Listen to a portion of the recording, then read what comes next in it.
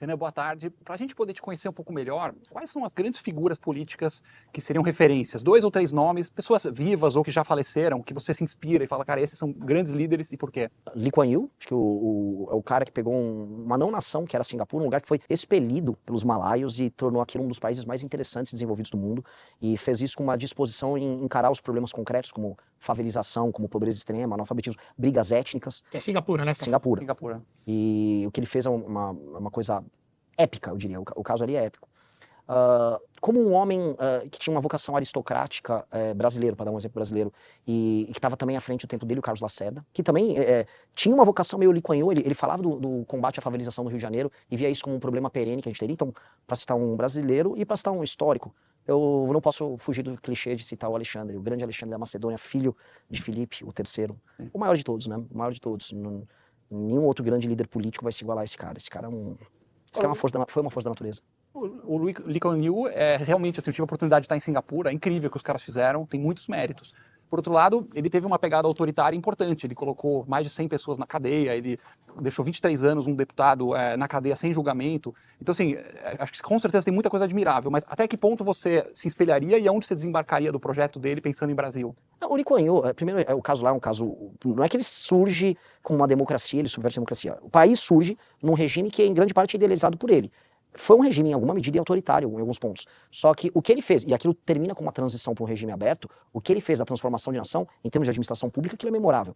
O problema de eu pegar o caso dele só citar esses elementos é que aí eu não vou poder citar nenhum grande homem do passado, que viveu em regimes. O Alexandre tinha escravos, então, eventualmente, eu vou ficar preso nessa discussão do tipo, o Júlio César não pode ser citado como homem público, ele tinha escravos, ou ele matou muitos gauleses. Então, naturalmente, o Lee Kuan Yew participou de um regime que tinha essas características, mas a execução de políticas públicas e a vocação transformadora foi algo impressionante. Eu posso citar o Roosevelt.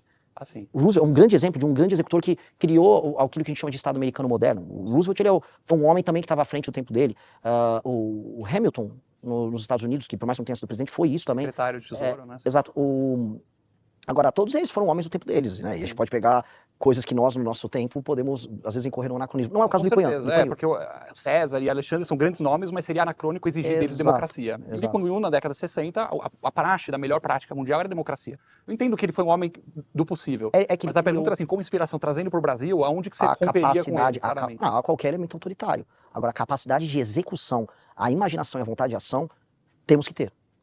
E eu acho que ele teria sido um grande homem em qualquer democracia. A questão do Lee Kuan Yew é que ele criou uma nação. Ele é um pai fundador de uma nação. E ele entregou depois uma nação que se tornou livre. O processo de tornar ela uma nação livre, veja, ele passou uma nação que tinha sido humilhada num conflito por japoneses. Ele tem que unificar três etnias diferentes. Então, houve um elemento de centralização, mas ele foi pai fundador de uma nação. Então, eu também tenho que levar isso em consideração. Dito isso, ele entregou hoje uma nação em que todos os grandes problemas foram encarados. Eu acho isso uma coisa impressionante, porque a gente perdeu aqui, e aí em grande medida o dito Ocidente, perdeu grande parte da sua capacidade de agir. A gente não consegue agir nem fazer coisas. E mais, a gente está vindo ao Oriente fazer coisas, né? As coisas não estão acontecendo mais no Ocidente. E aqui no Brasil, mais ainda. Aqui no Brasil a gente não consegue fazer nada. A gente não consegue agir para nenhum tema que importa. Então a inspiração dele, que é uma inspiração central, preciso fazer coisas, e preciso fazer coisas rápido. E ele talvez foi o cara que fez mais coisas mais rápido no último século. Renan, boa tarde, obrigado pela presença aqui hoje. Eu quero pegar esse gancho de Ocidente para perguntar como é que está também a sua cabeça ideologicamente falando hoje, né? Enfim, acompanhei o surgimento do MBL no Brasil, na época das manifestações, muito associado ao liberalismo naquele momento. E acho que ao longo desses anos, imagina, mais de 10 anos de lá para cá, você foi refletindo sobre referências, como faz, o que acha que dá certo, o que acha que dá errado. Hoje é uma crise um pouco ocidental, como você mesmo colocou, essa questão de como é que a gente mantém progresso e ir para frente com a democracia do jeito que a gente construiu. E quando eu leio o livro Amarelo, ou parte dele pelo menos, eu acho que você está bastante, me parece que quero que você confirme se isso é verdade, você está bastante inspirado nesses exemplos Singapura, El Salvador, China, em alguma medida. E eu queria saber como é que está a tua reflexão ideológica hoje sobre, sabe, como que a gente destrava essas coisas, você atualizou essas referências, continua um liberal, não é mais liberal, por que você mudou de ideia caso você tenha mudado? Quero entender essa cabeça ideológica hoje. É uma adaptação pragmática que a gente teve conforme a gente foi tendo acesso aos verdadeiros problemas brasileiros, conforme a gente foi saindo do debate de internet. O MBL era um movimento, acima de tudo, ele era liberal, mas ele era um movimento anticorrupção, e depois ele se torna também um movimento de crítica de costumes, de enfrentamento de guerra cultural. Mas especialmente, eu tive duas experiências. Quando o Marquesan vira prefeito em Porto Alegre, eu era muito amigo do Marquesan, e eu fui falar de coisa, mas é fazer uma escola charter numa favela. Ele falou, deixa eu explicar um negócio. Ninguém vai querer fazer uma escola charter naquela favela ali, que eles chamam de vilas lá em Porto Alegre. Ninguém vai fazer isso. Eu já tentei, já conversei. E eu comecei a ver, e aí em outros casos que aquilo começou a abrir minha cabeça, sobre os limites de um certo paradigma que existe liberal, da ideia de que a iniciativa privada vai resolver tudo, diante de uma nação em que a educação e o conhecimento não é distribuído de maneira minimamente equânime. Então, haverá lugares em que o Estado vai ter que atuar, e porque sim, ele vai ter que atuar em muitas coisas. E o Estado vai ter que estar mais presente a partir do momento que certas partes da população, elas não são capazes de exercer liberdade de cidadania, porque elas não tiveram, sei lá, nem alfabetização suficiente para isso. E aí isso entra o governo Bolsonaro. No governo Bolsonaro a gente teve o Paulo Guedes, e ainda havia um liberalismo muito empolgado, uma ideia de vamos privatizar tudo, vamos a iniciativa para resolver. E aí a gente começava a ver assim, não, os problemas brasileiros eles continuam muito agudos em muitos temas, em muitas áreas. E aí isso se reforçou demais quando a gente começou a rodar o Brasil e ir nos lugares mais pobres do Brasil. E para mim, na campanha, especialmente na pré-campanha, que foi quando a gente começou a moldar o resto do livro amarelo a isso, quando você vai no Brasil onde não há atividade econômica nenhuma, onde há uma total e completa dependência do Estado, onde não há exercício da cidadania, e onde essa ideia de democracia que a gente fica falando e vendo na TV, ela é só uma ficção. A relação que um brasileiro mais humilde tem com o político é uma relação de troca, em que ele dá o voto e o político entrega favores ao longo do ano. É uma relação, é uma parceria, quase um familismo que ele tem. Isso precisa de emenda circulando, política social circulando. E aí você percebe, ok, a coisa é muito mais profunda do que a gente imaginava. A gente fazia uma transposição de, vamos dizer, de ideias e conceitos de regimes em que as pessoas já estavam minimamente emancipadas. Mesmo que seja os Estados Unidos do século XIX, em que as pessoas eram mais emancipadas, em que elas construíam sozinhas suas cidades, montavam sozinhas suas escolas. Isso não se dá no nosso contexto, é um contexto completamente diferente, até para o processo de colonização, mas há uma necessidade premente do Estado estar presente e construir civilização. E não dá para fazer isso sem o Estado.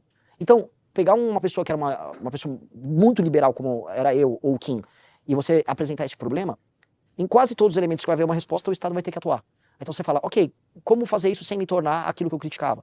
E aí surge o desafio de procurar experiências internacionais em que isso aconteceu. E aí você vai encontrar essas que você citou, você vai encontrar grandes experiências que vão dos Estados Unidos, experiências que vão pegar da Itália em termos de gestão de cidades, experiências que vão do Japão, da China, de Singapura. E aí você vai percebendo, né, como você modula, como você gradua. Por exemplo, Mato Grosso, você tem uma coisa em que a classe, em que os grandes empresários do agro, eles estão se tornando grandes empresários agroindustriais, e eles participam da política, e eles participam das administrações das cidades, e tudo isso está funcionando sozinho. Mato Grosso, como um sistema econômico, político e social, realmente o governo federal, ele não precisa atuar muito em Mato Grosso, é só não atrapalhar muito. De fato, você teve uma fusão entre atividade econômica e atividade política que está fazendo bem para todo mundo. Não é o caso no Maranhão. Então, o Estado vai ter que estar presente de um jeito no Maranhão que ele não vai estar presente no Mato Grosso.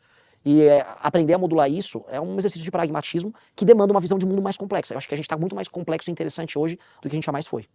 Só para eu entender, então é excessivo ou você diria que hoje você não se considera tão liberal e você se considera parte desse iliberalismo, entre aspas, que inclusive os Estados Unidos está um pouco nessa toada, e outros exemplos, você se considera aspirante a esse tipo de liderança hoje? Não, e é um termo, que aqui vocês não vão fazer essa interpretação, mas se eu jogar isso na Globo News, que eu sou um iliberal, minhas redes sociais são derrubadas automaticamente. Na verdade, assim, é uma espécie de é uma nova lógica de funcionamento do Ocidente que perdeu sua capacidade de ação no poder executivo e que está vendo a ascensão de um Oriente que está obrigando esse Ocidente a agir de uma maneira diferente. Acho que seria isso. Então, as premissas do laissez-faire ou a ideia de um poder executivo meio mitigado pelos outros poderes, ele está muito fraco diante de um Ocidente o Oriente tudo é mais centralizado, por exemplo, da China, e aí eles fazem as coisas mais rápido e meio que melhor. Então, a resposta que está vindo dos Estados Unidos, para mim, ela é atabalhoada. Eu acho que o governo Trump não está indo bem nisso. A resposta que a gente pretende dar é aumentar os meios de ação do poder executivo, sim, mas de uma maneira federativa em todas as instâncias, mas também corrigir os outros poderes, porque a gente está vivendo uma democracia disfuncional aqui. Então, não é igual a deles, e eu acho que também não é iliberal, porque eu acho que o problema brasileiro é que a gente vive um regime democrático pré-liberal. Ele é nominal em termos de democracia, mas ele falar que ele é um regime liberal moderno é um pouco exagerado. É um regime arcaico, patrimonialista, ainda oriundo de um familismo do século XIX. É um negócio meio... É um bicho, sabe, com traços evolutivos distintos, assim, tem características ainda muito antigas dentro dele. Então esse bicho, que é a democracia brasileira, é um bicho que ele precisa evoluir rápido. É como se fosse um Pokémon que precisa dar aquela evoluidinha ali. A gente precisa dar essa acelerada nele.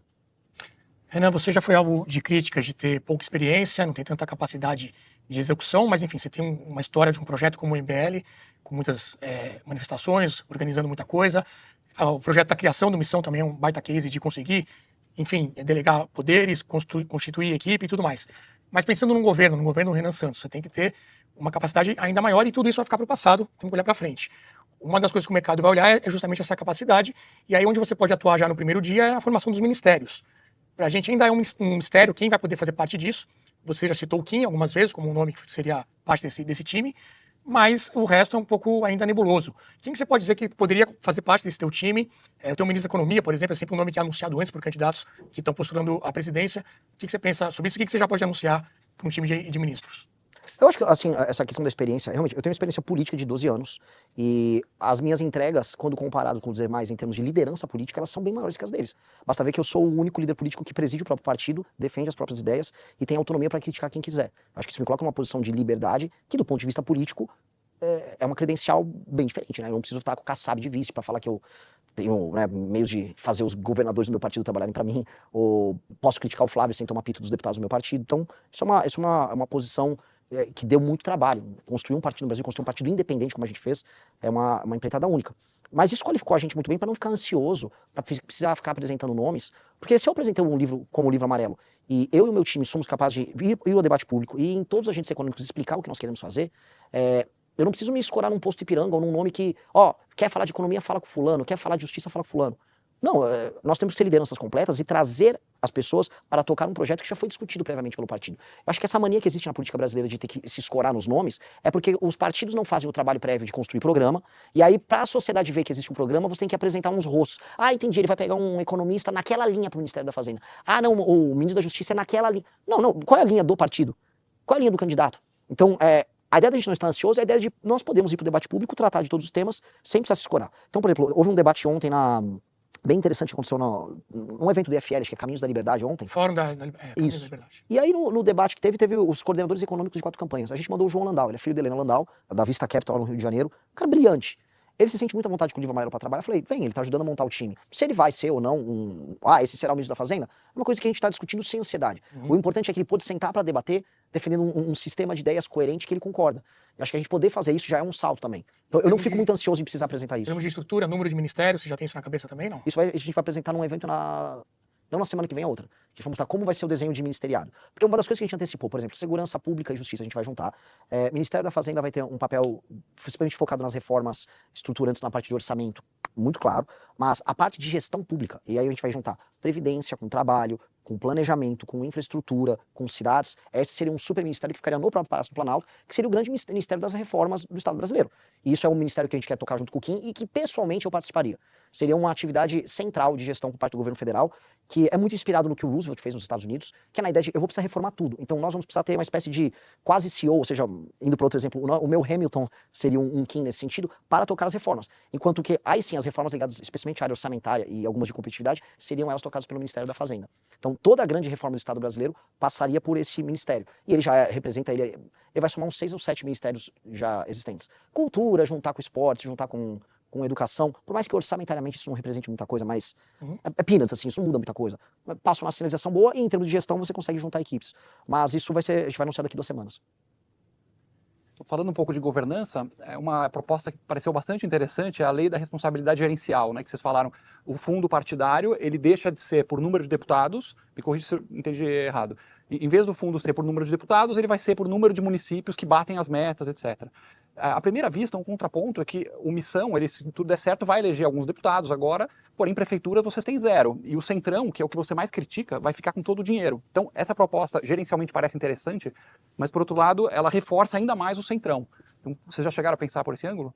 Porque eu tenho que usar o Centrão a meu favor. O Centrão é uma coisa bem jabuticaba, é uma coisa muito brasileira. A esquerda meio que é uma constante nas democracias do mundo todo, o Centrão é uma coisa muito profunda nossa, e o Centrão ele costuma se utilizar dos governos, raramente os governos se utilizam do Centrão. A ideia da lei de responsabilidade gerencial é partir de algumas premissas. A primeira premissa é que o brasileiro na alma dele é monarquista. E essa alma monarquista, ela acontece nas cidades. Existe uma relação do cidadão com o líder político local, que ela não é uma relação normal que você vai ver, vamos dizer, numa democracia em que as pessoas e o Estado são mais impessoais nas relações. Essa pessoalidade que se dá através de uma relação que ela é patrimonial, ela não será alterada. Então, essa é uma premissa quase filosófica, de ler Sérgio Guardiolano. Então, aceitando isso como premissa, que é, no fundo, a premissa da própria existência do Centrão, eu passo a olhar, essa relação sempre vai existir, e eu preciso condicionar essa relação, não mais a critérios que são soltos, como, por exemplo, partidos crescerem porque elegem deputados carismáticos, mas sim, aquele líder local, ele atingirá determinados índices de desempenho, como aumento de atividade econômica, segurança, saúde, educação, cobertura de água, cobertura de saneamento. E aí, com base nisso, que é uma avaliação que hoje, e essa é uma boa provocação para se fazer, o eleitor não faz, O eleitor, quando avalia e reelege os seus prefeitos pelos inteiros do Brasil, ele não está avaliando a gestão do prefeito. Apenas em casos muito agudos, tipo, não está atendendo nada aos postos de saúde, sabe, quando a coisa bate na parede, assim, de vez, mas não, para os casos, os maus prefeitos são reeleitos, porque eles também compram os votos do eleitor. Ao estabelecer esses critérios, a gente qualifica a relação, porque haverá um ente, que não o próprio eleitor, que vai avaliar de maneira objetiva o desempenho desses prefeitos. E ao fazer, ao você gerar uma pressão nos partidos, por exemplo, o PSD do Kassab, que tem muito prefeito, ao invés de focar apenas em usar o prefeito como instrumento de execução de emenda a serviço do deputado, a base política e a base estratégica dele passa a ser corpo técnico sólido junto a prefeitos para bater meta, e as metas oferem a pontuação, e aí o PSD do Kassab passa a ser um partido, se ele conseguir bater muitas metas, útil para a democracia. E isso é bom, a gente está requalificando eles. Então, até assim, há um desprendimento, e eu sei que isso pode representar no médio prazo uma vantagem para a gente. Porque vocês ficam sem dinheiro e o Centrão fica com todo o dinheiro, na prática, no Mas dia 1. se o dinheiro do Centrão vier porque eles aumentaram a cobertura de água, esgoto e atividade econômica em município que não funciona, Como é que bem-vindo ao define esses indicadores? Quem que... Que essa era a minha pergunta follow-up, é que, de certa forma, filosoficamente, nós estamos dizendo, olha, você, cidadão do município tal, do Acre, você não é mais uma decisão soberana sua apenas ter esse ou aquele prefeito. Vai ser no final do dia vai ser um técnico em Brasília, centralizado, e o receio que dá, não só um governo Renan, mas voltando, vamos supor, no futuro, tá o PT de volta lá, ou outro partido. Se isso não pode ser instrumentalizado, porque métricas também são subjetivas, né? Quanto você vai botar de IDEB para uma cidade e para outra? Então, se não pode ser um instrumento político para perseguição de opositores, um presidente da República mal intencionado, por exemplo, apertando os indicadores e sugando, né, secando de dinheiro os prefeitos opositores e até caçando. Acho que prevê a lei que vocês estão propondo a cassação de prefeitos. Tirar o direito político. Tirar o direito político de Ele prefeito. cumpre o mandato, mas se ele não cumpre o número básico. A instituição disso, né? A primeira coisa é que, assim, essa perseguição já acontece, e tudo isso já vem acontecendo, só que com uma base nem um pouco republicana e nem um pouco focada em indicadores de desempenho. Então, isso já existe. As emendas já obedecem critérios que são basicamente personalíssimos. Se você é um prefeito que não é vinculado a um determinado deputado, e você não quer executar de maneira fraudulenta a emenda dele, desviando com a empreiteira do amigo do cara, você não vai receber a emenda dele. E você provavelmente não será reeleito. Se você é um prefeito que não está num determinado grupo político regional, não é aliado do governador, ou não está num bloco partidário ligado ao governo federal, você também não vai receber recurso. Então, na prática, isso já acontece. Você também pode perder seus direitos políticos das mais diversas maneiras. Você tem hoje, por exemplo, uma legislação que é similar a essa, que é a Lei de Responsabilidade Fiscal, que ela incide sobre eles por questões fiscais. Então, isso já acontece, e os critérios que são bem objetivos foram estabelecidos lá no governo Fernando Henrique.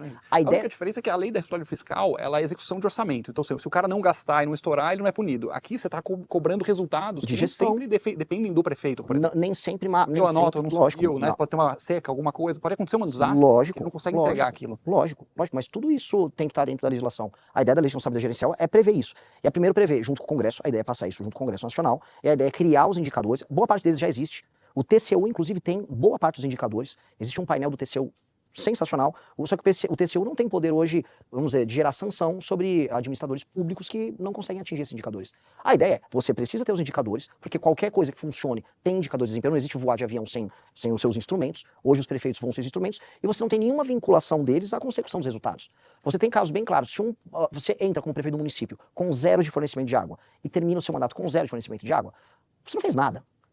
E assim, não dá para dizer que o prefeito não tem meios de ação de fazer determinadas coisas, porque o orçamento já chega. Existe o fundo de participação dos municípios em que o dinheiro já chega e boa parte desse dinheiro já vai vinculado.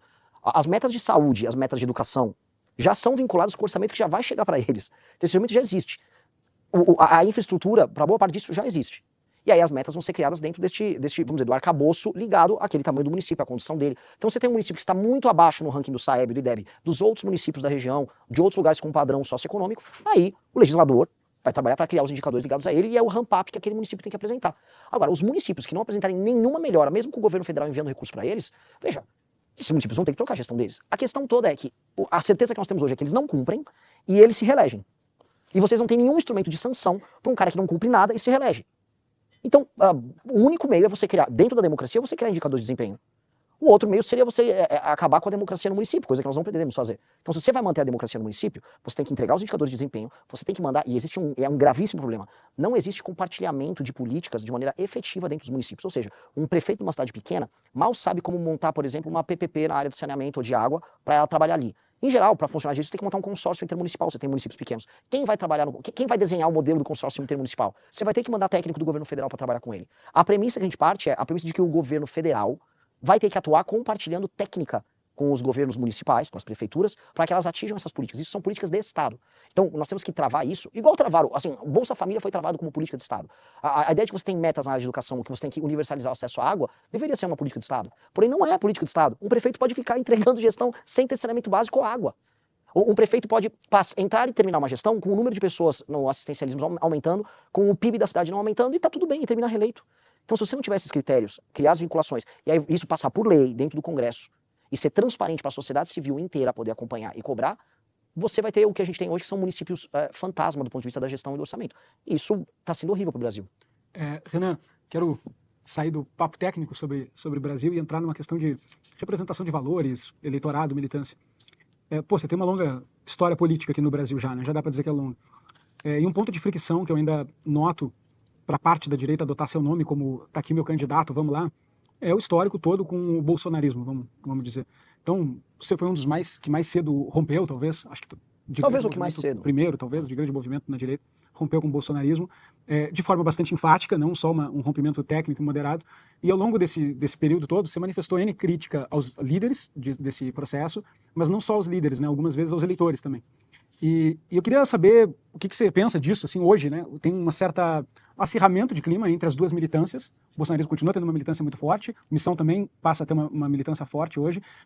Você tem alguma meia-culpa ao longo desse processo em relação ao eleitorado? Acho que você já deixou as suas desavenças com os líderes muito claras em N oportunidades. Mas eu queria saber como é que você está entendendo assim, o eleitorado, eu vou dar você... Chama de gado. O gado eleitoral, você fala, o cara é o gado, o cara é isso, as lives, etc. Rodou N vídeos, cortes ao longo desses anos, né? E eu tô curioso para saber como é que você entende essa conciliação hoje em relação ao eleitor, que não faz parte de deputado, senador, não é nada disso. Eu tenho que ser maduro a ponto de dizer que até certas críticas que eu ainda faço, não só ao eleitor, mas aos agentes políticos, às vezes eu passo do ponto. Mas eu tenho que ser honesto o suficiente para dizer que eu tenho que sustentar as críticas que eu fiz no passado. E não apagar as coisas que eu fiz no passado, nem as lutas que eu tive no passado, que querendo ou não foram necessárias para ser quem eu sou hoje. Então, eu disputei com um eleitor bolsonarista, e não só com o líder, mas com um eleitor bolsonarista, porque eu acho que ele estava errado nas posições dele. E eu acho que isso carrega em si uma virtude. Porque o eleitor também ele tem posições, ele também vai me tratar de maneira desrespeitosa.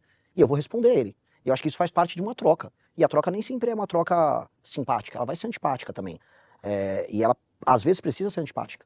E eu não posso negar todas essas coisas que foram feitas, porque eu defendo, e o meu grupo defende de maneira muito apaixonada as posições que nós tomamos, e nós consideramos que nós estávamos certos em todas essas brigas. Eu acho que o bolsonarismo foi um câncer para o nosso campo político. Acho que o bolsonarismo é um câncer. Essa eleição é uma eleição que foi desenhada para o Lula vencer por causa da candidatura do Flávio Bolsonaro. E eu acho que ainda tem pessoas que acreditam nisso. Eu acho que tem eleitores que estão dentro dessa ilusão. Eu acho que isso faz um mal danado. Eu acho que a gente parou de discutir dentro da direita brasileira luta contra a corrupção. A direita brasileira não defende, tirando nós e alguns elementos do Partido Novo, não há mais discussão sobre luta contra a corrupção dentro da direita. Muito pelo contrário, a direita brasileira entrou num cinismo colossal. Vale tudo se você estiver defendendo o Bolsonaro.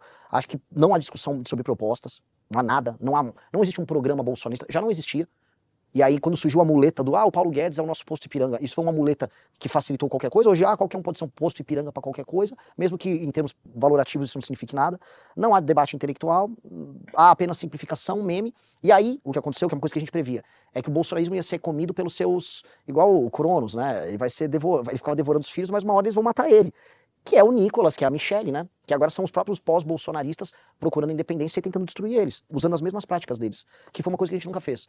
Quando a gente enfrentou o bolsonarismo, nós fomos muito claros. A gente, de cara limpa, eu não gosto de você, eu acho que tá errado, isso aqui você tá roubando, isso aqui está sendo autoritário, você me xingou, eu vou xingar de volta. Esses outros caras não falam na cara, esses outros caras são cínicos, são mentirosos. É uma morte que eles estão tentando construir do bolsonarismo, é uma morte silenciosa, por um sufocamento lento. Igual aquela cena acho que no Resgate do Soldado Ryan, que um soldado, acho que o alemão, mata um americano e vai colocando lentamente uma faca na goela do cara e fazendo shh, shh. É isso que eles estão fazendo com o bolsonarismo. Mas aí você voltou para os líderes, né? Pergunta. Mas para o eleitor eu já falei. Eu queria saber. Mas do eleitor você foi claro. Do eleitor eu não apago nada do que eu disse. Aquilo fui eu naquele momento, assim como o eleitor nos chamava de vocês são drogados, esquerdistas, comunistas. Eles me xingavam Hoje também. De PT Júnior que chamam. De PT Júnior. É ridículo, né? Eles chamavam todas essas coisas. E eu vou respondê-los. Eu não vou virar e fingir que aquilo não aconteceu. Eu não vou fingir. Eu vou lutar de volta. Eu só existo. E como é que está seu coração hoje com o eleitor, repito, não os líderes, o eleitor bolsonarista? Eu preciso convencê-lo do erro dele. O meu vice é justamente a representação disso. O meu vice era um cara que achava que eu era um comunista em um determinado momento. Achava que eu estava errado. O meu vice chegou em algum momento até a ir nos acampamentos após a eleição de 22, achar que era uma luta cívica. Aí ele percebeu ali, da virada do ano, tem algo de errado acontecendo, não tem nada a ver com isso. E aí ele se alterou. Eu tenho que ser generoso com eles, porque eles são eleitores. Eu não vou incorrer numa coisa que o jornalismo faz, que é achar que eles têm tipo, uma marca da maldição. Eles não são democráticos. Não, cara, em grande medida, eu fui alvo ontem de uma manifestação de estudantes de direito do Largo São Francisco que eu não posso fazer um ato ali na frente. E eles não têm uma marca do autoritarismo. Não, aquelas pessoas, elas estavam enganadas. Em alguma medida, elas foram engambeladas e elas entraram em surto. Especialmente as pessoas que militavam pelo bolsonarismo na internet. Entraram num surto. E aquele surto fez mal para elas. Eu quero não apenas que elas saiam do surto, mas que votem na gente e que a gente construa um caminho que está muito mais próximo do sistema de valor delas do que o Flávio. O Flávio Bolsonaro representa basicamente a elite política do estado mais corrupto do Brasil, que é o Rio de Janeiro. A gente esquece, assim, se eu chegar para uma tia do Zap, para falar um termo que você colocou, no interior do Paraná, a tia do Zap é arquetípica, ela tá morando em Guarapuava, né? Ela tá lá, eu apresento para ela, olha, este aqui é o Bacelar, ele é ligado ao Comando Vermelho, de acordo com a Polícia Federal, e ele era apoiado pelo Flávio. Esse aqui é o Canela, ele era candidato ao senador do Flávio e a suplente era a mãe do Flávio. Este cara, encontraram metralhadoras na casa dele e ele fez um pacto em Belfort Roxo com o Comando Vermelho. O que ela acharia? Será que aquilo coaduna com o sistema de valor delas? Não coaduna. E, na verdade, eles ficarem repetindo Deus, Deus, família, família, quase como um mantra, manteve as pessoas numa ilusão enquanto eles faziam um negócio como o Bacelar e o Tega Joias. E eu acho que isso cruzou muitos limites. Eu quero que essas pessoas acordem desse surto. E por mais que eu tenha discordado, tenha sido duro, pelo menos eu fui verdadeiro com elas. Tá, então você quer convencê-los do erro deles, né? Essa tua intenção hoje. Qual foi um erro seu nessa trajetória toda? O que você olha pra trás e fala, puta, nisso aqui eu errei? Eu sempre fui muito colérico. Eu nunca tive grandes erros nem acho que tive erros de intenção, mas eu sempre fui muito colérico na forma. Eu sempre quis inovar demais. Você tá falando erro de comportamento, Mas assim, alguma coisa específica, mas algum fato seu, algum posicionamento? A forma, a política é sobre forma. A forma, na verdade, aquele negócio meio a mensagem. Eu fui muito agressivo já. Eu já acho que eu já passei da linha em muitas críticas a muitas pessoas. Isso é forma, isso é política pura. Ela define, inclusive, a ação política. Então, agora eu falo assim, nós erramos, por exemplo, a nossa estratégia de enfrentamento ao petismo? Não. Ao bolsonarismo? Não. Ao voto nulo em 2022? Não. Postura nossa agora com o Kim Kataguiri na 6x1? Não erramos. Eu acho que os erros de intenção nossos, se rolaram, foram ruins. Confiei demais, fui ruim na seleção de material humano, tenho muito SMBL porcaria perdido por aí. Selecionei mal lideranças por muitas vezes, me empolguei com pessoas, erro de gestão, erro como gestor ali, falhei nesse ponto. Comprei brigas que não deveria comprar. Sim, são erros que determinaram alguns atrasos no avanço nosso, mas não impediram a gente crescer. Voltar um pouquinho para a prática aí do dia 1 do ano que vem, Renan. Existe uma questão de governabilidade que tem sido abordado, né? Muitos dos projetos do Missão são de desmonte de certos arcabouços que acho até super necessários. Por exemplo, a extinção aí de 70% dos municípios do Brasil, coisa que é óbvia para quem tiver um mínimo noção matemática, um golaço sim implementado, mas você vai precisar de maioria constitucional para PEC, 300 e poucos votos, de caras que você está pedindo para eles desmontarem a própria base de prefeitos, a desvinculação de receita, quer dizer, como é que você vai fazer na prática? Para 300 deputados que estão montados nesse sistema, cortar as próprias tetinhas. Isso já aconteceu antes na história do Brasil, história recente do Brasil. O Congresso vota às vezes contra o próprio Congresso. Eu dei o exemplo agora da lei de responsabilidade fiscal. Imagina os partidos da época do Centrão, da época PFL, etc., votando nisso. E votaram. No fim do dia você consegue fazer um convencimento, há um grau de convencimento e há um grau até de republicanismo mesmo do Centrão. Agora, para ser muito pragmático com você, eu venho falando isso em todas as entrevistas. Eu vou ter que compor governo. Eu já tô avisando para ninguém ter nenhuma surpresa. Eu vou entrar lá, eu vou ter que compor governo. Porque nós temos um regime nosso que é semi-presidencialista na prática. Então, você ganha a eleição para presidente, você tem que ganhar a eleição no parlamento. É loucura, um regime maluco, mas terei que fazer isso. Então, eu terei que fazer uma composição. O que eu vou criar são as regras para a composição. Não vai ter bandido no nosso governo. E isso acontece em regimes parlamentaristas. Eu acho que a gente precisa trazer essa cultura para cá. Há de ser feita uma resolução por parte de todos os partidos, que é vinculante sobre as bancadas, para estou compondo o governo, a resolução obriga a bancada inteira a votar na agenda do governo. Senão não tem nenhum sentido o que acontece hoje, em que o PSD do Kassab está no governo Lula, estava no governo Flávio, e vota em matérias do governo dependendo da matéria do governo. É ou não é governo? Então você precisa criar uma resolução, você precisa amarrar para ter uma maioria que nunca será uma maioria de PEC. Vai ser uma maioria simples, uma maioria tênue. Bota aí, uma maioria precária. Outro elemento que é fundamental para as reformas... Os principais pontos precisam de PEC, certo? Da tua proposta. Grandes pontos precisam. A lei de responsabilidade gerencial. O PL, imagino, vai estar dentro do governo, um PL da vida à esquerda? Desde que ele não me mande um deputado horroroso para compor. Eventualmente um Rogério Marinho é um cara bom para compor um ministeriado que possa ter o PL participando. Existem pessoas decentes ali dentro. Bem menos do que a direita imagina, mas acho que acredito que mais do que eu costumo vociferar por aí. Então, haverá. Eu terei que ter a engenharia disso e a capacidade de fazer, e já estou avisando de antemão, para não ficar com ilusão para ninguém, para não ficar metendo estelionato eleitoral. Há um outro elemento, entretanto, que é um elemento funcional, sistêmico, que todo mundo vai gostar no Congresso, especialmente na parte orçamentária e para a gente passar reformas para o mercado e reformas de ajuste fiscal.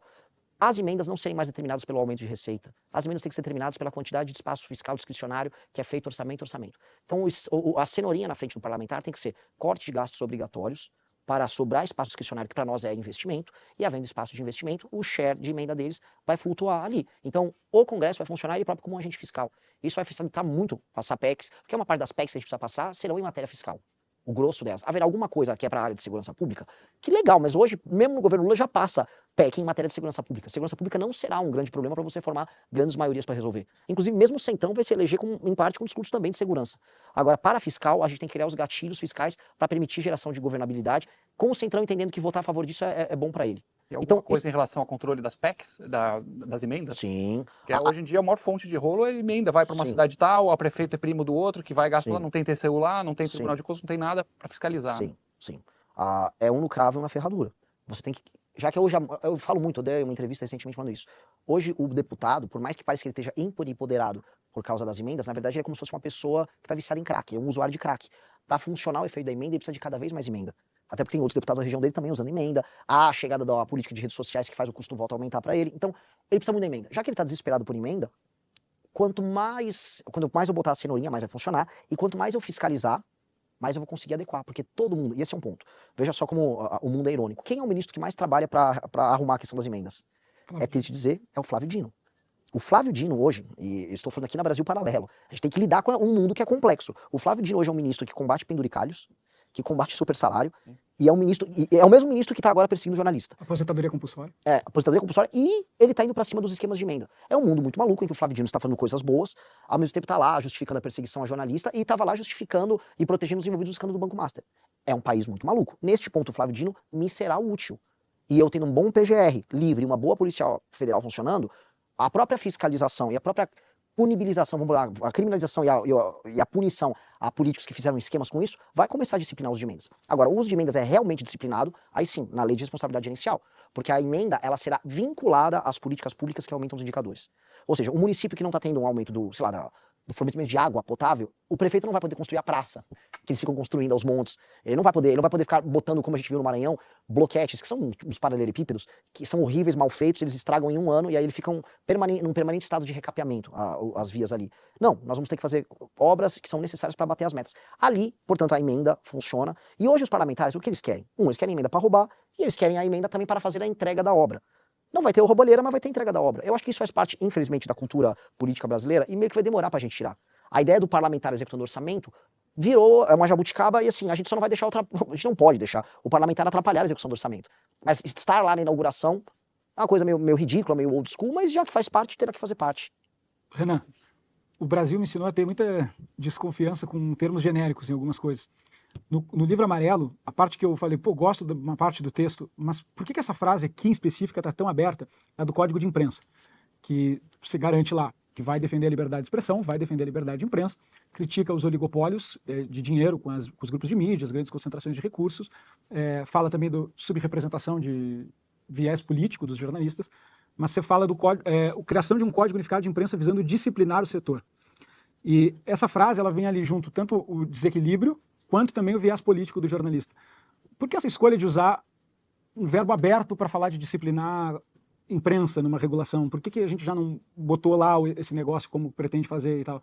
Qual é a sua ideia exatamente com isso? Porque a gente foi impreciso ali mesmo. Eu acho que não foi o melhor texto. Há um tema que foi muito debatido por nós sobre um novo modelo de imprensa que está acontecendo, que eu até falei isso na Globo News, são as dezenas de milhares de páginas de fofocas, na verdade talvez centenas de milhares de páginas de fofoca regionais que são compradas por prefeituras, que não aparecem na prestação de contas e na transparência da prefeitura, porque elas estão alocadas dentro de agências que são contratadas e ninguém vê o que está acontecendo e elas servem prefeituras.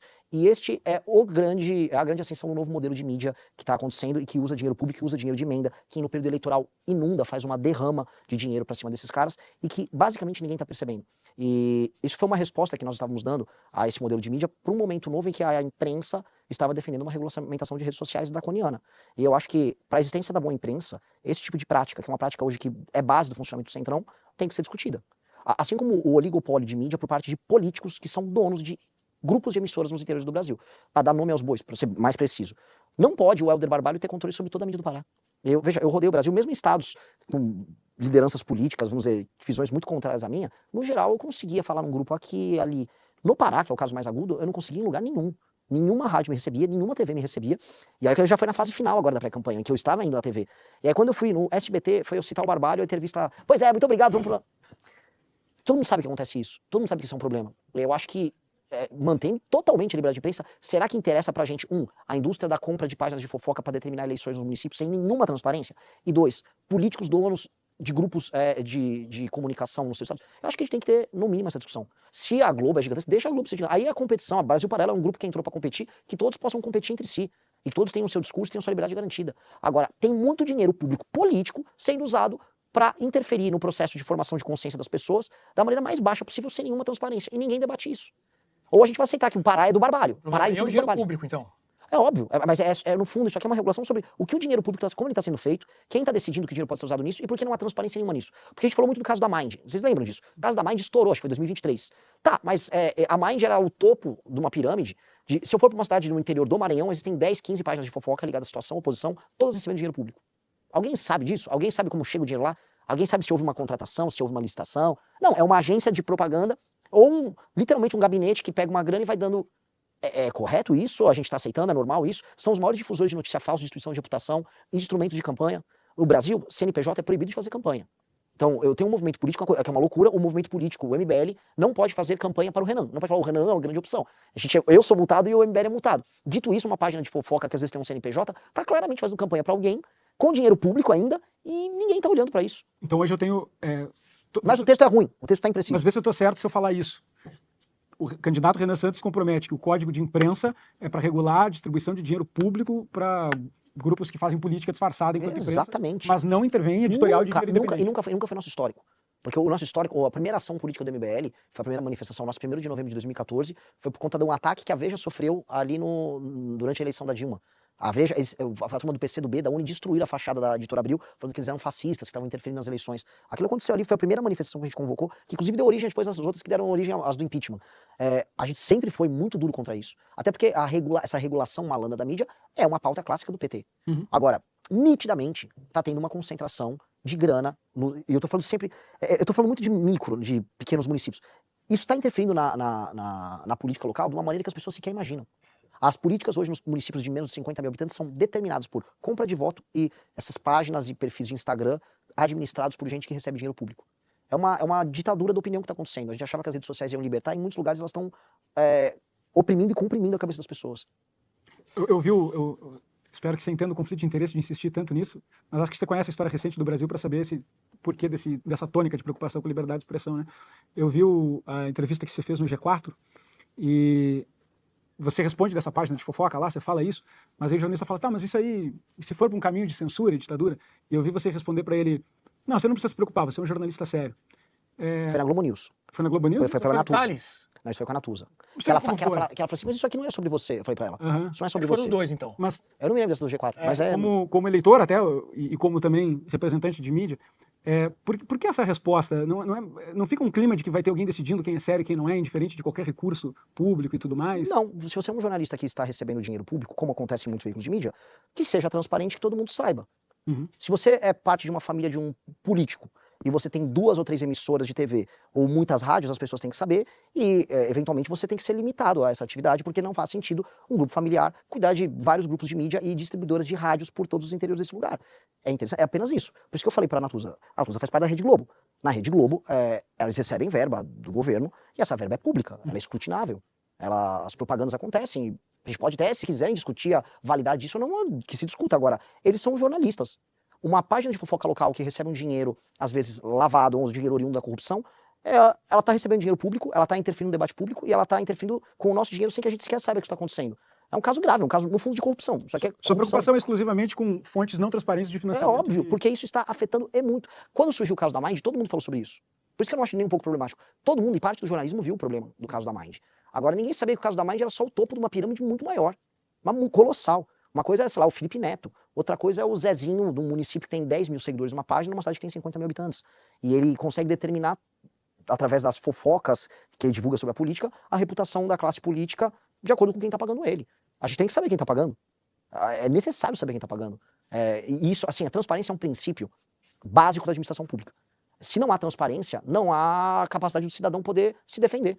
Então, hoje, políticos usam isso para destruir a reputação, inclusive, de cidadãos. O cidadão está fiscalizando a prefeitura, e aí o cidadão vai ter sua vida escrutinada por uma página de fofoca paga pela prefeitura e o cidadão não tem direito de saber? Tem o direito de saber. É obrigatório saber. Por isso que essa resposta que eu lembro que eu dei para a Natuza. Você é jornalista, e se vocês estão cumprindo, basicamente, os requisitos básicos de uma entidade privada que recebe dinheiro público e que faz ali o seu trabalho, tá tudo normal. Agora, se você está agindo de maneira irregular, como foi a Mind, isso é irregular. E o Brasil tem direito de saber porque o Brasil está pagando essa conta. Renan, você citou, falando em jornalista, né? Você citou agora há pouco o caso do Flávio Dino lá no Maranhão, tá com esse problema com o jornalista. Nessa semana tivemos a decisão do Alexandre de Moraes. Muitos analistas têm classificado como uma quebra de sigilo da fonte, gerou muita crítica. Você mesmo classificou esse episódio como um exemplo de decisão ilegal que não deveria ser cumprida. Né? Você foi questionado sobre esse termo também. Pô, decisão ilegal, não vou cumprir, e você pegou esse exemplo para mostrar um tipo de caso em que isso aconteceria. Mas como é que, na prática, o presidente da República, o Poder Executivo, impediria uma decisão como essa ser cumprida? No caso, não é o presidente da República. Ali eu estou dando um exemplo de quando um poder ele descumpre não apenas um preceito constitucional, mas uma cláusula pétrea. É uma cláusula pétrea. E tem muita coisa que é cláusula pétrea, como, por exemplo, vamos falar que é a pena de morte. Então, vamos supor que o Alexandre de Moraes descumprisse outra cláusula de pétrea. Ele instituísse pena de morte contra adversários políticos. Aí uma polícia teria que cumprir essa pena de morte, um agente da Polícia Federal teria que cumprir, porque no rol de dispositivos que estão ali na cláusula pétrea, estão esses dois. Ele já descumpriu um, que é o sigilo de fonte, que é a premissa para a existência do jornalismo. Nós estamos falando de um problema que está cruzando muitas linhas. Eu acho que quando eu dei o exemplo, é que o que foi colocado, isso foi uma discussão da Globo News. Então, eu vi aqui no chat, estão falando, não, você falou ali pro cara do antagonista. Pode ser que eu tenha dito na do Thales, antagonista, eu me lembro do papo com a Natuza. Mas nesse aqui, foi uma discussão, assim, com a Natuza, diretamente com a Sadi, sobre uma declaração minha pro Pimentel no podcast, em que eu estava falando um caso prático. Estou no meio de uma operação policial numa favela. Forças de segurança estão subindo uma favela. Aí, de repente, vem uma DPF lá, a rede de sustentabilidade entra no STF pedindo para brecar aquilo, e aí vem uma canetada monocrática. Você está colocando em risco a vida dos policiais, das pessoas que delataram. Você está botando tudo aquilo em risco. Eu não vou cumprir essa decisão porque ela é ilegal. Se eu cumprir todo o rito que é previsto na Constituição para aquilo, é de uma insegurança jurídica atroz, uma decisão monocrática num tema muito sensível, ser cumprida imediatamente. E não é o presidente que determina isso, desculpa, é a AGU. O presidente chega para a AGU. Só que é legal? Não, não é legal. Ah, não é legal? Então, pera, eu vou discutir. Agora, se o cumprimento dessa ordem legal gerar um dano social enorme, é de responsabilidade do presidente agir. É uma questão de responsabilidade. E outra coisa, logicamente, se não veio uma decisão monocrática determinando que, sei lá, a alocação de uma tribo indígena estava no ponto A, para o ponto B, lógico que você não vai ficar entrando, né, não é um descumpridor de pequenas causas, né? Mas estou falando de grandes temas nacionais e diante de grandes ilegalidades, você vai ter que estabelecer um freio. Como em outros casos foram estabelecidos. Eu citei uma vez que o senhor Renan Calheiros, ele não aceitou uma interferência no poder dele, e olha que é o Renan Calheiros, que foi um pedido de afastamento vindo do Marco Aurélio, porque ele era presidente de um determinado poder, e falou, não, aqui não. E não aceitou aquela decisão monocrática, e a decisão foi posteriormente revista pelos pares lá no STF. Ou seja, no fim do dia, já aconteceu casos assim. É uma discussão clara que o próprio STF já tem um julgado sobre isso, e o julgado se diz, decisão legal não se cumpre, isso é um julgado do STF. Então, se o STF já disse isso, é básico. Porque, veja, nós não vivemos um regime normal. Eu já citei que a base da democracia brasileira é a compra de voto e o topo dela é uma crise institucional entre os poderes. Então, falar que a gente está num regime de normalidade em que um está passando sobre prerrogativa do outro é ilusão. Um presidente da República vai ter que ter a responsabilidade da maneira mais pacífica possível, recolocar todo mundo na sua caixinha. E vai ter que acontecer isso, senão a gente vai ficar vivendo num regime que é anormal. Você tem criticado várias decisões do Moraes, inclusive no caso do Mastro também você foi bem crítico. Falou, inclusive, que ele deveria sofrer impeachment, deveria até ser preso. Teve uma declaração sua nesse sentido. Então, tem vários momentos em que você tem sido crítico ao Moraes, agora é mais uma situação com essa decisão. Mas no passado também você teve situações em que você elogiou ou até apoiou decisões também muito criticadas do ministro Moraes. Você não acha que esse histórico também ajudou, esse endosso em algum momento ajudou a gente a chegar nessa situação hoje que você está descrevendo e criticando tanto? Não, porque não fui eu que entreguei para o STF esses superpoderes. Não fui eu que enfraqueci o combate à corrupção, nem fiz as nomeações que foram feitas tanto ao STF quanto à PGR à época. Não fui eu que estabeleci, vamos dizer, uma parceria tácita com o STF para salvar todo mundo que estava envolvido no escândalo Lava Jato. Não fui eu também que agi como presidente da República, agiu à época o Bolsonaro no período da pandemia, gerando insegurança jurídica e insegurança social geral com governadores, prefeitos e outros demais poderes, e criou no STF essa entidade que aí sim a imprensa endossou pra caramba, que se tornou um superpoder. Eu não dei esses poderes.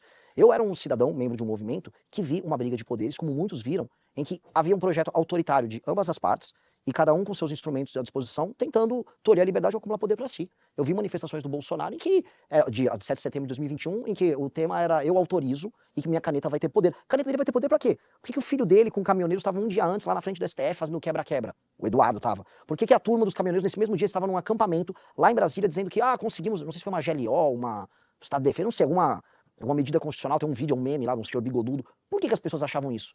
Obviamente porque havia um projeto de conflito do Bolsonaro com os demais poderes que pressupunha uma concentração de poder nele. Depois veio toda aquela discussão sobre golpe, não golpe, 8 de janeiro, etc. O ponto é, havia 2 projetos autoritários ali. E se o Roberto Jefferson, que uma vez eu cito lá, tem um meme que claramente é irônico, é o esquema do Alexandre Coraçãozinho, e eu tô falando de uma prisão do Roberto Jefferson, que é um sujeito que estava completamente lunático. Lunático. Essa prisão foi antes daquela questão toda. Não foi da Granada, foi uma de Foi antes. 2021. Que também era um cara, eu não lembro o tema, mas era alguma das declarações malucas do senhor Roberto Jefferson. Depois ele foi preso novamente, e mereceu ser preso também. Porque Roberto Jefferson é um cara que era um presidente corrupto de partido, que resolve virar um doidinho de rede social, pregando o golpe de Estado, como ele pregava em lives por aí. E num país em que a gente começou a naturalizar a discussão em vídeos e manifestações sobre golpe de Estado, a gente passou a passar por um risco concreto. Tanto que esse risco concreto acontece ao longo do ano de 2022 e ao final de 2022. Quando você pede a prisão do Olavo de Carvalho, também está nesse contexto. Você acha que ele... Tem um vídeo que eu falo da Seria esse o motivo? Sim, mas ali era muito mais esse cara tá organizando, era um arquiteto intelectual de uma visão de mundo que vinha desde o impeachment da Dilma Rousseff, em que ele falava de golpe de Estado. O Olavo de Carvalho queria que o MBL defendesse intervenção militar em 2014. Então ele era um arquiteto intelectual de uma visão assim, meio niilista sobre a democracia brasileira e que isso teria consequências. Não é todo mundo que é inteligente igual o Olavo. Tem gente que vai achar que basicamente é só pegar uns caminhões e ir pra frente do Congresso pedir golpe de Estado. Por mais que o Olavo, em alguma medida, endossasse isso. Ele endossou isso, ele defendeu, ele chamava de uma hora de intervenção popular, depois ele criticava os militares, porque os militares estavam sendo covardes, mas o fato é, ele falou e flertou com esse assunto durante anos. Ele atacou, a gente até se dava bem, ou mais ou menos bem com o Olavo, lá da virada de 14 para 15. Quando a gente fala, não vamos defender a intervenção militar, e quando na segunda manifestação nós entramos com um pedido liminar na justiça para impedir esses movimentos que defendiam golpe de Estado em 2015 para participar das nossas manifestações, aí ele pira, começa a xingar. Aí o xingamento é assim, é gay, é isso, aquilo, é ladrão, o PSDB te comprou, e os xingamentos são bem pesados. Ele ficou trabalhando como arquiteto de uma visão, de uma perspectiva, que teve filhos e que acabou quase se concretizando no Brasil. Porque assim, eu acho, e esse é o problema, eu acho que a gente viveu um risco de ruptura institucional muito grande. E agora, a gente está vivendo a outra consequência disso. Porque o contragolpe do sistema, que a gente pode chamar, tá aí no poder. Tá aí no poder. E essa concentração, infelizmente, não foi gerada por nós. Porque quando desculpa, é que assim, é bem importante vocês terem sobre isso. Quando começa o governo Bolsonaro, quem estava de joelhos era o STF. Imaginar na virada de 18 para 19 que o STF ia ter aqueles superpoderes, não era o caso. A Lava Jato estava chegando nos ministros do STF. Inclusive, o que acontece com a Cruzoé no começo de 2019, que já é a primeira ação pesada do STF contra alguém, que é a origem ali do inquérito do Alexandre de Moraes, aquilo se dá num contexto assim, puta, vamos tentar fazer alguma coisa. Era uma primeira tentativa de respiro. Só que eles só conseguiram respirar com as nomeações que houveram ao STF, com o PGR, com a negação da Operação Lava Toga, com o fim da pressão que havia sobre a Suprema Corte, que estava sendo, na cabeça das pessoas, não vista como autoritária até 19, ela era vista como corrupta, como endossante de um sistema corrupto. Porque o grande tema nacional naquela época era Lava Jato. Lava Jato, prisão do Lula, corrupção generalizada. E aquilo se deu. Então o contexto era aquele. A transformação deles em outra coisa se deu na fraqueza do governo do Bolsonaro. Só para fechar esse arco, então, você acha que aquelas declarações, aqueles apoios, citamos aqui o... Não é apoio, aquilo era uma ironia. Era uma ironia de um tweet. Ah, mas você falou que ele deveria ser preso agora. O Roberto Jefferson? Com certeza. Naquela primeira situação. Em todas as situações, o Roberto Jefferson estava cometendo crime sem parar. Na verdade, ele já foi preso antes, por ser corrupto. Citou o Olavo, né, citou também o Eduardo, o Carluxo, enfim, falou que tomara que seja a primeira de muitas. Teve a causa do Felipe Martins também, que você... Sim, o Felipe Martins, eu quero citar esse cara aqui, porque tem gente que... Só fechando, então, você acha que todas essas foram justificadas e que isso não ajudou a gente chegar nesse ponto? Não na forma. Não na forma. Agora, no cometimento de crime, sim. Eu fui vítima da perseguição do Felipe G. Martins. Minha família foi. Dele e dessa turma. E eu e o Movimento Brasileiro ficamos sozinhos na direita vendo essa perseguição. Onde está todo mundo, virou moda, não, eu sou perseguido político. Houve uma operação política contra nós, que foi comemorada pela direita, comemorada pelo Olavo de Carvalho. Aquele vídeo que eu falo da prisão, tem que prender o Olavo. Um ano antes estava o Olavo comemorando com a turma deles a possibilidade da gente ser preso. Torcendo, Felipe G. Martins comemorando, Alan dos Santos abrindo live de manhã sabendo já de uma busca e apreensão, Carla Zambelli um dia antes avisando que ia ter busca e apreensão, a peça que justifica uma busca e apreensão no nosso escritório e que redundou em vazar todos os dados da minha família, dados sigilosos da minha família, da minha irmã, que não tem nada a ver com isso, a peça foi baseada numa thread feita por um perfil falso chamado Let's Dex, que era incensado pela turma do Felipe G. Martins, e todas as pessoas comemoraram. O promotor depois, até saiu um documentário acho que foi na Globo, naquele canal, Globoplay, sobre isso. Mostraram uns tweets, o promotor e a esposa do promotor, bolsonaristas, assim, muito... Ou seja, houve uma operação política que foi feita contra a gente, pesada, que fez pescaria probatória, que nos expôs, e que imaginava que com a pescaria probatória ia pegar coisas contra a gente, prendeu 2 pessoas que não tinham nada a ver com nada, destruiu a vida deles, fez outras pessoas que não tinham nada a ver com a FIP, que é uma das instituições mais sérias de pesquisa econômica no Brasil, foi arrolada, tiveram que se explicar perante a justiça por nada, simplesmente por uma questão meramente persecutória. Eram pessoas altamente autoritárias que sim destruíram aquele governo Bolsonaro. E se eu pegar o caso do Felipe G. Martins, participou das maiores loucuras no final do governo Bolsonaro. E agora quer fingir que é um mártir. Não foi mártir. Se esse cara tivesse poder, eu estaria hoje preso. Ou outras coisas. E outras pessoas estariam presas. Então é uma questão de responsabilidade falar sobre isso. Aquelas pessoas eram altamente autoritárias, aquelas pessoas perseguiram e tentaram destruir a vida de um monte de gente. Vamos falar de bastidor. A gente sabe qual é o ódio do Alexandre de Moraes dessa turma? O ódio. O Alexandre de Moraes ele gosta de briga. Acompanhei ele na faculdade, brigava por qualquer coisa. Perfis dessa turma, daquela turma do Vaporwave, se não lembrar, 2019, perfis, foram até filha dele falar as maiores atrocidades. Aquela turma se passou. Alguém tem que fazer uma leitura crítica daquele período. Acho que passamos do ponto.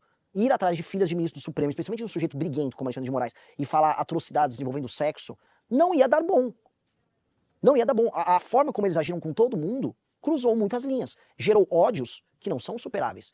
Quando você vê sua mãe chorando como eu vi, e tinha uma busca e apreensão, como eu vi todos os dados da minha família expostos por conta dessa perseguição política e esses caras comemorando, eu não vou perdoar fácil.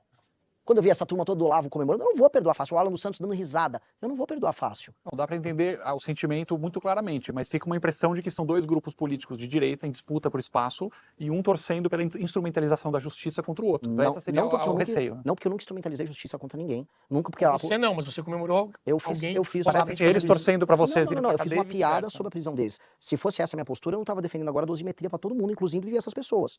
O Kim Kataguiri votou favorável à dosimetria. Eu não sou favorável à anistia restrita porque crimes foram cometidos. Mas se fosse uma vingança pura e simples, a gente não estava votando como votamos a favorável à dosimetria. E eu vi a público defender isso, até me irrita, porque no âmago eu sinto a raiva, eu sou um ser humano, eu sou um boneco. Só que aí eu tenho que dividir o Renan Pessoa do Renan Institucional, o Movimento Brasil Livre, o Partido Missão, do que a gente passou. A votação do Kim foi uma votação de dosimetria que é benéfica para todos os envolvidos. E nós votamos assim, todas as vezes justificamos publicamente. Inclusive, até a votação do Kim sobre aquele deputado Daniel Silveira. A nossa votação também, não foi uma votação punitiva de um sujeito que falou atrocidades a nosso respeito à época. Então, institucionalmente não é essa postura. Agora, a postura no Twitter, a piada, o escárnio, como existia, e o rei disso era o Olavo, o rei disso, do escárnio, da piada era ele, houve. A piada e o escárnio houve. Institucionalmente não. Acho que essa separação é importante. Sair um pouquinho do Brasil por um minuto. Renan, os Estados Unidos recentemente classificou o PCC e o Comando Vermelho como organizações terroristas, né? Inclusive eles fizeram operações na Venezuela sem autorização. Chegou primeira semana de janeiro, na primeira semana o Trump resolve fazer uma operação militar lá em águas brasileiras atingindo o PCC. O que faz o presidente Renan nesse caso? Eles não foram consultados, aconteceu? É uma violação gravíssima da nossa soberania, ele não tem jeito de fazer isso. Ele não pode fazer isso. Assim, o ato dele declarar isso não confere ele poder disso. Na verdade, já teve algumas discussões interessantes. Os Estados Unidos já reconheceram como grupos terroristas, grupos, por exemplo, como o ETA, ou grupos na Europa, e não fizeram intervenções. Porque o argumento da esquerda era muito nessa linha, tipo, já o Trump está interferindo aqui. Acho que essa classificação dá poderes para eles para fazerem outras coisas que não interferir. Como, por exemplo, criar vinculações entre determinadas empresas brasileiras que atuam em mercado americano com o PCC, para dizer que essas empresas que eventualmente concorrem com empresas americanas não podem atuar lá. Especialmente na área de biocombustível, que eles têm uma concorrência e uma briga com a agrobrasileira enorme. E a gente pode ver coisas desse sentido, porque no fundo, para mim, o governo Trump é um governo patrimonialista, corporativista, que joga um jogo muito, muito pequenininho. O jogo do Trump não é um jogo de um grande herói geopolítico de nada. Acho que inclusive um governo que perdeu boa parte do suporte ideológico que ele tinha. Para mim é um governo de negócios que vai se arrastar até o fim dele. Mas nesse caso concreto é um dilema, porque vamos dilema supor que ele enfraqueceu efetivamente o PCC com essa operação. Como que você conduziria na prática? Mas assim, se eu tiver tropas americanas no território brasileiro, eu tô falando de... É uma violação, é uma declaração de guerra dele contra o Brasil. Ele não pode botar a tropa dele aqui. Aí já não é nem isso. Ele pode ter enfraquecido o PCC, ele destruiu a institucionalidade do Brasil. A gente foi violado, né? Um cara entrou, se o encanamento tá instalado na sua casa, eu vou entrar lá pelado na sua casa para arrumar um encanamento. É uma humilhação histórica. Aí eu tenho um problema que talvez seja maior que o PCC. Então, é que eu não acho que isso vai acontecer, nem tem um histórico disso, e até o tamanho do Brasil, e a crise internacional de confiança que geraria para os Estados Unidos seria colossal. Eu não acho que isso aconteceria. Mas o que eu coloco, assim, tanto para a esquerda, que fala que, na verdade isso aqui é só um instrumento dos Estados Unidos invadirem o Brasil, ou a direita que fica comemorando, no fim do dia quem vai destruir o PCC e CV somos nós, é o Brasil. Não tem outro... E talvez eu veja por parte do brasileiro simplesmente uma fuga do assunto quando a gente fica tratando nesses termos. Renan, você virou um nome famoso por divulgar bastante a teoria do direito penal do inimigo. A primeira vez, te contar um bastidor, a primeira vez que eu ouvi falar de direito penal do inimigo foi um parlamentar que me comentou, não, pô, sabe o que o Alexandre de Moraes faz nos seus processos? É direito penal do inimigo, eu não sabia o que era. Fui pesquisar e tal. E se não me engano, nessa pesquisa, inclusive, caiu em algum vídeo seu comentando de El Salvador, salvo engano. Desde então, a gente fez alguns documentários sobre El Salvador, inclusive, e acabou estudando um pouco o assunto para entender melhor. Eu queria... É meio controverso, né? Você já está mais acostumado com o assunto do que eu até. É meio controverso, principalmente para definir quem é o inimigo quando para a lista de inimigos. Eu queria entender quem é o inimigo, no direito penal do inimigo do Renan Santos, quem é o inimigo e como você pretende viabilizar isso também na política brasileira. Eu acho que eu fui o primeiro a falar, não que eu fui o primeiro a falar de direito penal do inimigo, isso é uma teoria gigantesca. O Jacobs, que é o pai dessa teoria, é um dos maiores juristas vivos no mundo, é um criminalista dos mais importantes do mundo, então é uma figura intelectual importantíssima na contemporaneidade, para falar igual intelectual.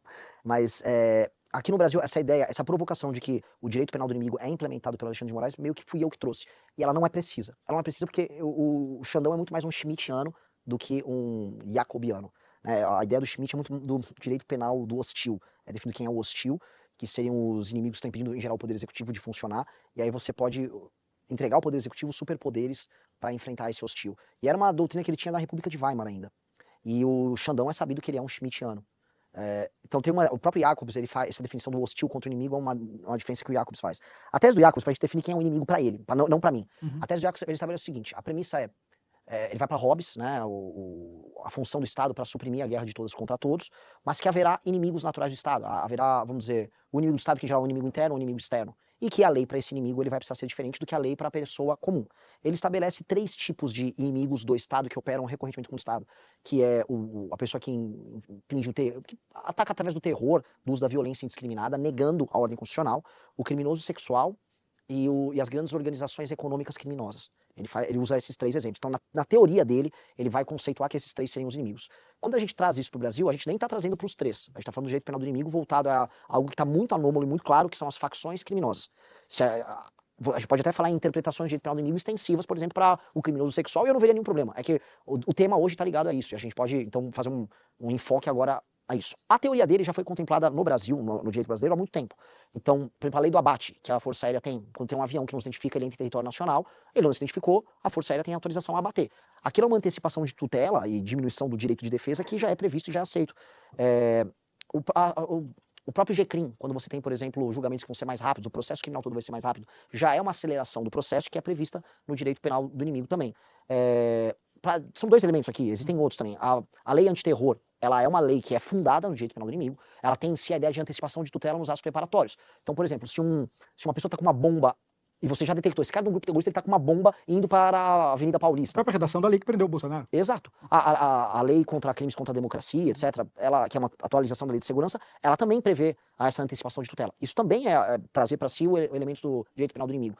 Então, a nossa legislação já traz isso, e o enfoque nosso é quem é o inimigo, e você tem que ser muito preciso para determinar quem é o inimigo, e tem que ter muitas travas para não acontecer o que você determinou agora, que é alguém fazer uma interpretação extensiva e falar, não, veja, o MST é o inimigo, eu não quero colocar o MST como inimigo, por mais que eu tenha um problema do MST. Mas se eu virou MST, alguém vai falar já que o MBL é o inimigo, que vocês são o inimigo. Então, a definição tem que ser muito estrita, muito fechada, e essa definição estrita e fechada vai permitir que, aí sim, os organismos de investigação determinem quem são os indivíduos, os agentes, as pessoas jurídicas também que estão atuando nesse corpo, e aí esse direito penal do inimigo vai ser utilizado contra eles. Então, para você, o inimigo hoje são as facções criminosas. Hoje, assim, não que não existam outros inimigos contra a ordem democrática operando aí, a questão fundamental é que há um compromisso de não acontecer essa externalidade que você falou. Então, a preocupação em você não gerar um poder que vai atingir a todos tem que estar, aquela coisa do Homem-Aranha, com grandes poderes vem grandes responsabilidades. Então, se a gente está querendo efetivar o uso desses poderes contra o crime, nós não podemos permitir que ele saia desta caixa. Ela tem que ser uma caixa hermeticamente fechada. E como implementar isso? A implementação, assim, já passou um projeto de lei que basicamente é direito penal do inimigo. Essa lei das facções. A lei já trata disso. Eu acho que agora a gente tem que fazer uma regulamentação para que os órgãos da Polícia Federal, os órgãos estaduais, Ministério Público, possam começar a determinar, no processo de investigação, quem são esses membros. Acho que nós temos que ter outras alterações, especialmente na lei de execução penal, que possam atingir ali o cumprimento das penas. E ali entra o papel de guerra do Estado. A questão toda aqui, essa discussão sobre o direito penal do inimigo, a imprensa ficou focando muito nisso conosco, ela foi em 70% do caso já antecipada nessa legislação que passou. Ou seja, já há uma aceitação por parte do Estado, isso já está recebido por parte do Estado, por via do processo legal, a ideia de que esses agentes anômalos eles terão uma legislação diferente para eles. E uma coisa que a gente vai agregar a isso, que precisa ter são tribunais especiais para julgamento de facções, ou seja, um juiz e um promotor que estão investigando eles não podem tornar público. O bandido não tem condição de saber quem é um juiz. Ele não pode saber quem é o promotor que está investigando ele, tampouco o juiz que está fazendo a operação contra ele. Isso já tem na Itália. É oriundo da lei antimáfia, que também é em grande medida inspirada nesses princípios do direito penal do inimigo. Agora, recepcionar isso vai permitir que essa atuação seja mais sólida. A gente vai precisar ter juiz, por exemplo, um juiz no Rio de Janeiro, trabalhando tranquilo para pegar o urso do Comando Vermelho, sem imaginar que a família dele vai ser alvo de uma represária. Ou um promotor, hoje você tem o Gaquia e outros promotores que nem tem vida mais, eles têm que andar sob escolta o tempo todo. Então, será necessário, são implementos que a gente tem que colocar ali. Agora, o confisco alargado, a ideia de distinção, isso já está presente na legislação. Uma pergunta, no caso de El Salvador, Bukele, que tem sido assunto na imprensa também, no caso de El Salvador, o Bukele meio que foi escalando para essa situação, né?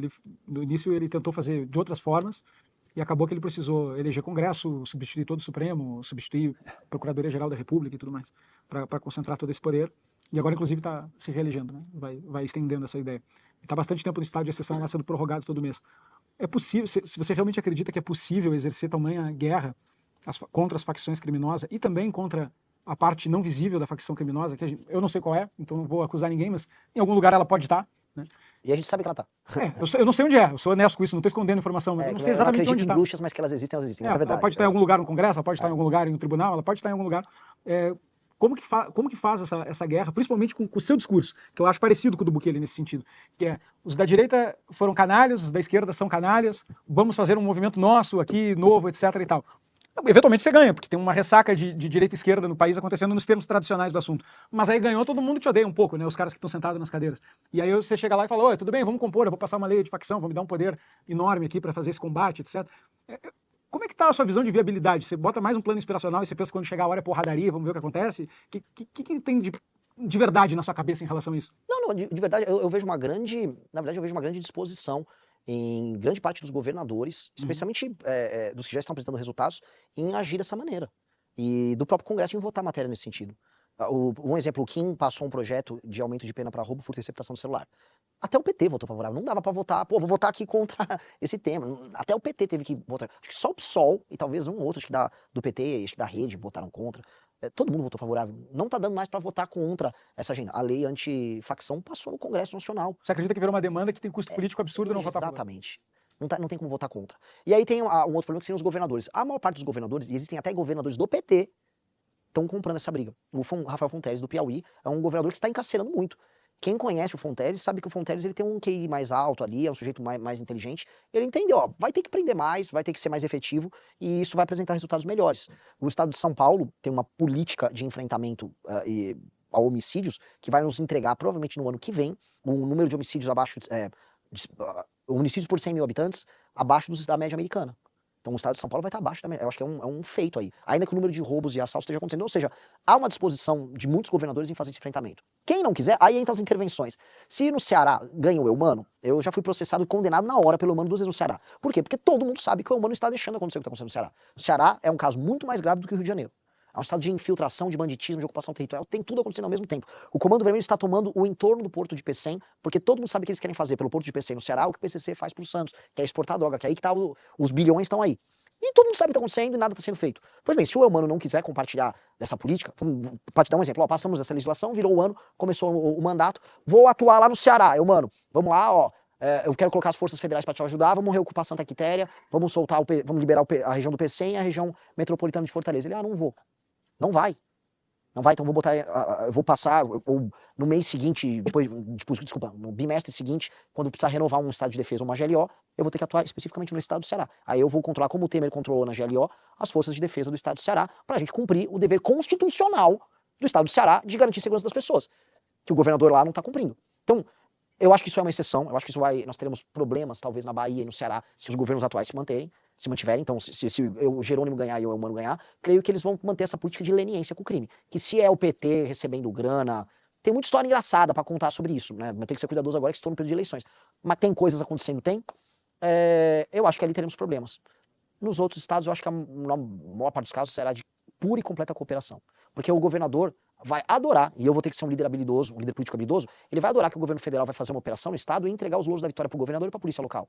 Eu vou entregar a vitória política para os deputados daquele estado, para o governador daquele estado, de modo a eles falarem, ter parceria com este governo federal é bom. Eu quero criar esse tipo de vitória política. Não tenho nenhum problema em os governadores levarem todo o louro político.